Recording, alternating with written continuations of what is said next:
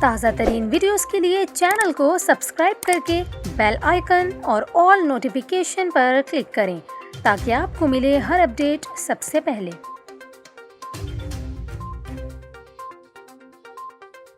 اور ابھی آپ کو تعلیمی اداروں میں چھٹیوں کے حوالے سے اہم خبر دیں۔ وفاقی وزیر تعلیم شفقت محمود نے ملک کے تعلیمی اداروں میں گرمیوں کی چھٹیاں نہ بڑھانے کا فیصلہ کیا ہے۔ آپ کو بتائیں، وفاقی وزیر تعلیم شفقت محمود کی زیر صدارت ہونے والے اجلاس میں چاروں صوبائی وزرائے تعلیم سمیت گلگت بلتستان کے وزیر نے بھی شرکت کی اور اجلاس میں فیصلہ کیا گیا کہ تعلیمی ادارے 2 اگست سے کھول دیے جائیں گے۔